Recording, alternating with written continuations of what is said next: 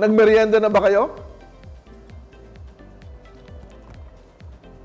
Ito mga nasa harap ko, proudly made in the Philippines, na kaya makipagsabayan worldwide.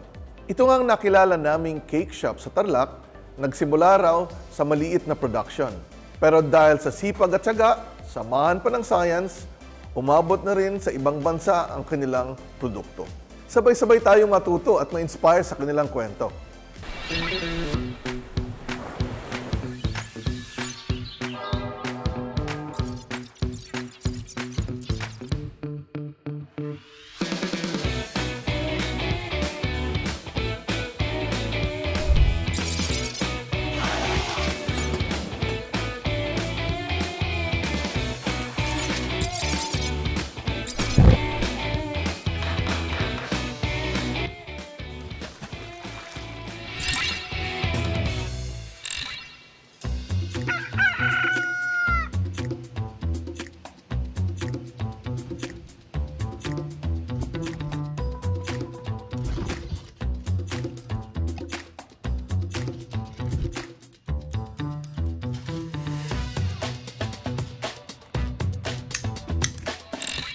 Alright guys, good morning. This is Jego with a J. Thank you so much for joining me in my morning routine. Sorry medyo na late, napasarap lang ng tulog. But anyway, today pupunta tayo sa Norte, kung saan naalamin natin kung ano nga ba yung project ng DOST na sinasabi nila na nakatulong daw na magpalaki ng isang negosyo. And this business has something to do daw with sweets, with making of sweets. So, hindi ko alam yung full story, kaya samahan niyo ako. Puntahan natin yung negosyo na to. But, hindi ko pa nakikita yung van natin. So, hahanapin ko muna sila. Tara!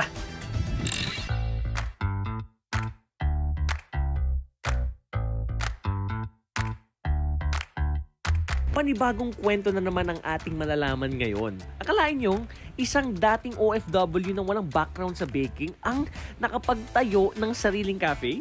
Excited na akong malaman ang matamis at exciting journey ng ating wisher. Welcome back to another home kitchen edition. But joke lang yan. Dito tayo ngayon, kasama natin ang ating wisher na si Sir Franco upang malaman ko paano nga ba matutulungan ng project ng DOST ang kanyang mga pangarap. So Sir Franco, thank you so much for welcoming us to your wonderful kitchen nook. So Sir, nakita ko na meron kayong chocolate dito. Ano bang ginagawa natin? Today we're going to make chocolate cake. Pero since mahaba yung time for baking, baka maubos ang oras natin. So I decided to bake it ahead of time. Tapos ang gagawin na lang natin, we'll do the frosting. Sir, paano ba kayo nag-start dito sa baking nyo na to? Actually, it started as a hobby lang eh. Hindi naman talaga ako baker. I'm a registered nurse. So from the medical field From to the baking? medical field to so baking. paano siya nangyari, sir? So I went to the mall, nadaanan ko lang yung appliance center. Sabi ko parang maganda yung oven na yun. I think I want to bake. Yung family namin, family of cooks. Pero okay, sir. not even one of them are bakers. So without any background in baking, I tried to bake. Sir, ano nag-spark nun? Like, nakakain ba kayo sa isang bake shop? Meron ba kayong... Actually, I love chocolates. Kaya lang, it turned out, nung gumawa ako, yung first try was palpak, second try palpak, third wala time. naman kayo So talagang it took baking almost 2 years diba? is bago ko nakuha yung gusto kong lasa. So until finally, nakuha ko, then sabi ko siguro kailangan na ituloy ito. So I started unti-unti. So from that curiosity, it grew into this kitchen nook. Pero prior to that, you were a nurse. I was a nurse from I think 1990. So I was a nurse in the hospital, yung provincial hospital namin dito sa Tarlac. Then I transferred to a university as school nurse. School nurse. School nurse muna ako for 5 years. Tapos so nag-open ng nursing ang College of Nursing ang university. I worked as a clinical instructor, I think, for almost 15 years before ako nag-abroad. I was 6 years in the Middle East. So sir, alam ko kasi yung baking very tedious yan. Yung environment, yung measurements, dapat talaga tama, yung temperature ng oven. And napaka-importante rin pala in baking is yung sanitation. I think in cooking naman talaga. So sir, kukuha lang ako ito. So you can wear gloves.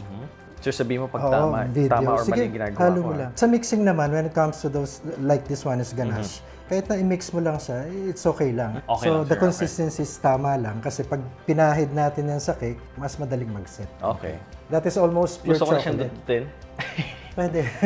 So sir, dun sa pag-bake nyo or dun sa brand nyo na Cocolata, ano yung mga masasabi nyong challenges nyo na na-experience as a baker?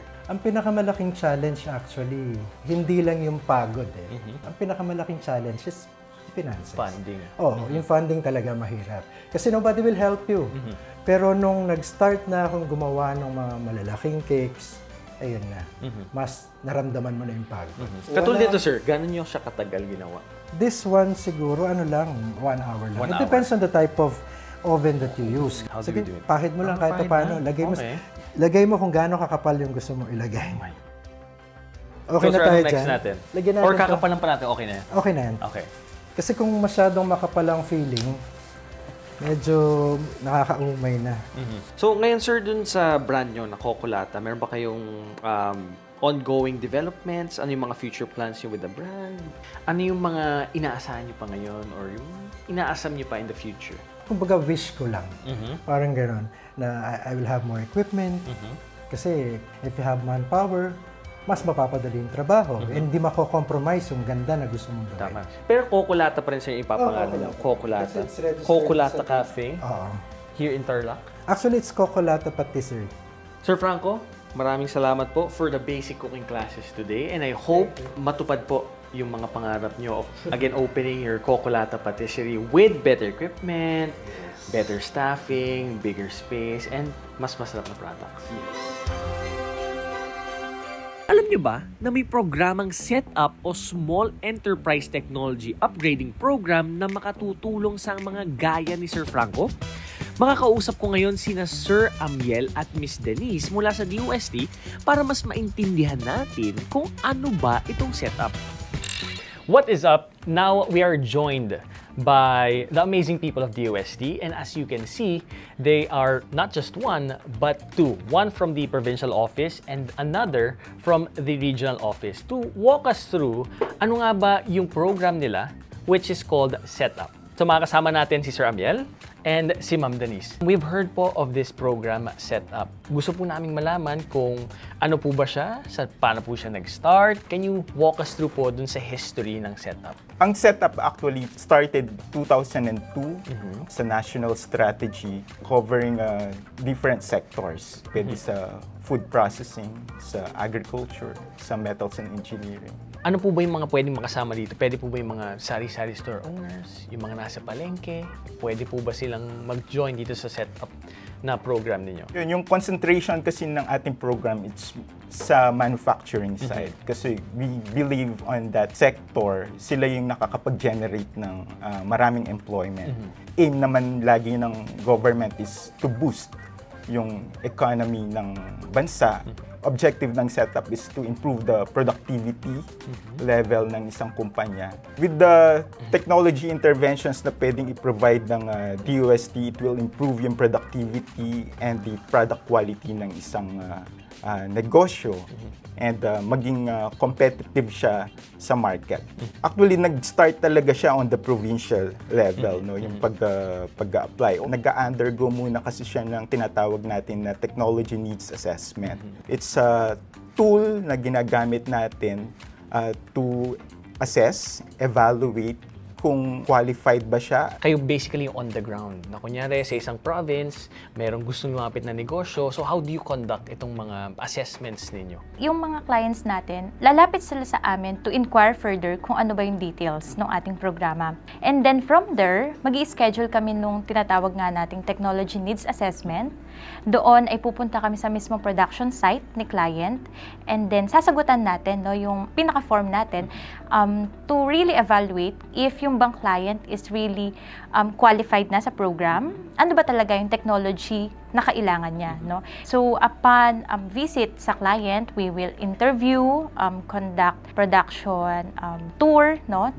Kakausapin natin si applicant. We have priority sectors. Isa dyan is food processing, metals and engineering, furniture, gifts, decors and handicrafts, health and wellness, and marami pang iba, no? With your experience, ma'am, dito po sa Tarlac, ano po yung nakikita nyong nagiging impact ng setup every year, dumarami yung nakakaalam dun sa ating program. Dumarami rin yung gusto mag-avail ng ating program. In fact, as of today, meron na tayong 39 completed project. Ibig sabihin, tapos na yung implementation ng project, na-transfer na sa kanila yung ownership ng equipment. On the other hand, we have 49 ongoing projects sa buong province ng Tarlac. From the name itself ng program, Small Enterprise Technology Upgrading Program, we cater yung mga manufacturers or clients na existing na yung business. So, hindi po ito pwede for startups or yung mga 1 year pa lang in operation. Kasi nagsisimula pa lang. So, minimum requirement is 3 years. Yes. Okay. May mga documentary requirements tayong hinihingi. Una, of course, ikaw ay legally operating. Kailangan din natin yung kanyang financial statements for the past 3 years. Maganda yung na-mention ni Ms. Dang na 3 years in qualification for the setup. But even below 3 years, pwede silang pumunta kay DOST, lumapit. Kasi meron tayong ibang programs. Assistance na pwedeng maibigay sa kanila. Sa below 3 years. Yes, kasi yung setup, hindi lang siya dun sa technology acquisition. Meron din siyang iba't ibang assistance na pwedeng ibigay. Kailangan kasi yung objective natin is maging able human capital, di ba? So, hindi lang dun sa equipment, but also dun sa people. So, ano yung, sir, nakikita nyo on the regional level na nagiging impact nito sa mga businesses and sa economy ng Philippines? Year on, kasi talagang lumalaki yung actually even yung project cost namin. It's a good problem. But it is a good indicator na kumbaga maraming interested na mga firms to upgrade. No? Despite na nagkaroon ng pandemya, nandito pa rin sila to bounce back from the pandemic. Di ba? Kailangan kasi din natin na makipag-compete sa iba't ibang bansa din para mas umusbong yung ekonomiya ng ating bansa. So sir, paano po ba sa ating pong mga manonood, paano po ba sila lalapit to apply for the program? For those interested po na mag-apply sa setup, lapit lang po sila sa ating provincial offices. Pwede niyo po kaming i-reach out through our Facebook page. I-search niyo lang po yung Department of Science and Technology Tarlac, or you may visit po yung aming office sa mismong Tarlac State University main campus. Hanapin niyo lang po ang DOST office. Itanong niyo lang po sa guard para i-guide po kayo papunta sa aming office. Kung tayo po ay magko-qualify or kung hindi man actually, we can always offer you po yung ibang programs sa DOST na makakatulong po sa inyo. So, ma'am, dito ba sa Tarlac, meron ba kayong natulungan? Do you have a specific business na help nyo na mismong program ng setup? Yes, meron tayong isang very globally competitive na natulungan sa setup program. In fact, 2 yung projects na avail niya through setup program. Maliban pa dun sa mga trainings and consultancy services na na-provide natin sa kanila.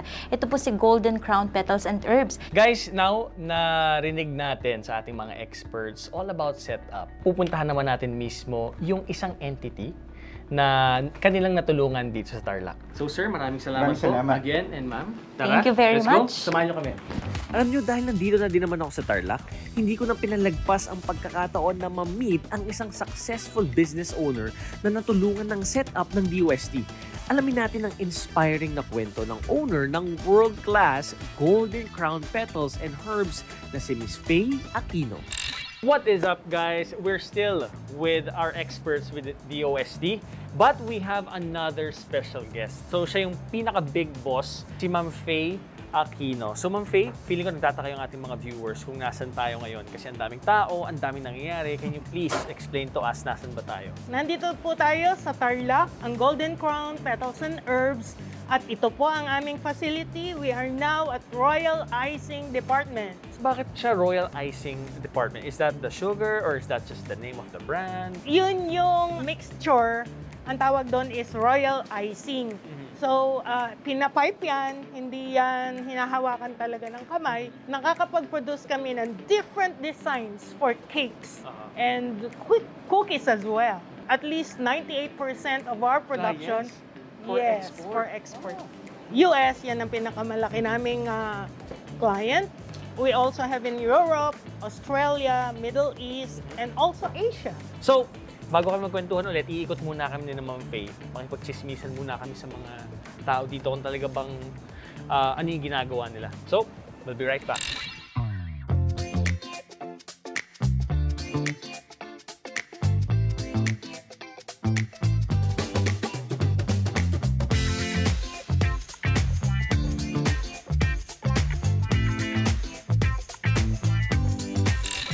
So, ma'am, nakita namin ang daming ginagawa dito sa ating likod and we have here a cake plus decorations. What basically do you do or what does GCPH do?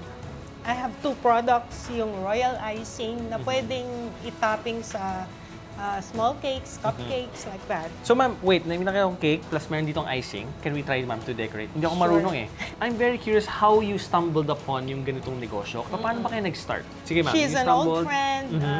Sabi niya, bilhin mo na yung company ko kasi I want to retire. And then, that time, God, tama medyo to. maliit pa yung company niya. So, basically, ma'am, yung business pala, running na siya before you came in? Yes. Okay. 2002, 2002. meron na yung Golden Crown Petals and Herbs with a different owner. And then, I got it 2013. Before, nire-rent ko lang yung space niya. And then, I stumbled again with another government organization that gave me a lot. Dito ngayon, eto na Ito na siya. siya. Ang galing lang, no? Kasi, paano nyo na-maintain before yung quality ng mga products nyo? With the intervention of DOST, kasi tinuruan nila kami ng seminars about GMP, good manufacturing practice. Ma'am, meron kaming wisher na, syempre, gaya nyo before na nagsisimula, nangangarap din siya na ma-expand sana niya or mapalaki din niya yung kanyang business. So, ma'am, papakilala ko sa inyo ang ating wisher na si Sir Franco. Sir Franco, we meet the lady boss, Ma'am Faye. Ano yung mga tips na pwede nyo ibigay sa kanya since you're on that level na ngayon, you're pinnacle ng pagninegosyo? Siguro, pinakauna, be makulit. Be makulit. Tama, I would tama. not discover everything kung di ako makulit. Kasi punta akong DTI, ma'am, saan ako pwede mag-avail ng ganito, ganyan, ganon, ganon. Punta ka DOST, pupunta ako. Punta ka TSU, punta ako. Maging makulit ka lang, huwag kang titigil. Second, yun, DOST, wala nang iba pa. Siya makakatulong sa'yo. Ang maganda pa sa DOST program, ikaw ang mamimili ng machine. Na brands? Yes! Yes! Pero manganganbas ka. And basta Sure. pasok lahat ng requirements na ipapasa mo, syempre. And number 3, ano pa yung last? Prayers. Prayers. Marami tayo doon. Marami. I think yun yung pinakamarami sa tatlo. Kasi sa tatlo yun pala nga meron ako ngayon. So, Sir Franco, what can you say, sir, na na-witness mo to ngayon? Nakaka-overwhelm yung lugar. So it's a big encouragement from her part. It's a good chance I was able to meet her, to at least know what happened during the time she started with the business until now na very successful na siya. And lastly, sa ating mga viewers na nakakapanood nitong episode na to, ano pong pwedeng sabihin sa kanilang encouragement? Look for your passion. Dapat ang feeling mo, parang hindi ka nagwo-work. Lilipas ang oras na dahil nag-enjoy ka, ang dami mo nang nagawa, naging productive ka na, pero in-enjoy mo pa rin. Yun lang. Simple as that. Actually, doon sa nakikita ko, hindi ko pa na-experience. Sabi ko nga, overwhelmed ako. Ganito na siya kalaki. So it's a big possibility with the help or the aid of DOST, katulad ng sabi ni Ma'am kanina, ganun ang support na binibigay ng DOST. So if given the chance, I'll be very thankful and alam ko magiging successful yun. Okay. Ma'am Faye, again, thank you so much po for having us. And Sir Franco, thank you. And hopefully po, matulungan kayo ng DST. Magkatulungan sana kayo and tapusin na natin to. We've seen how DOST is impacting the Philippine economy by providing projects and programs such as the Setup. Setup not only aims in helping big or small enterprises, but also giving a thorough assessment and recommendations tailored fit for each enterprise. And this intervention alone has overflown sa ating mga wishers. Lalong-lalo na sa nakasama natin ngayon na si Sir Franco, na nangangarap din na magkaroon ng malaki at magandang negosyo sa tulong ng program na ito. I think it's just beautiful to see that really, life is sweeter when we help each other. Sec, back to you. Gaya ng cake na ito, may iba't ibang ingredients din ang successful na negosyo. Sipag at determinasyon ang susi para sa matamis na kinabukasan. Bonus na rin ang science para mas mapadali ang proseso ng paggawa. Patuloy niyo pong suportahan ng iba't ibang programa at proyekto ng kagawaran at sabay-sabay po tayong umunlad sa tulong ng science. Again, kung may na-miss kayong episode, pwede niyo itong balikan sa ating mga social media platforms. Ito ang Sciensikat. Agham sa aksyon, solusyon sa araw-araw. Dahil ang science is for the people, one DOST for you.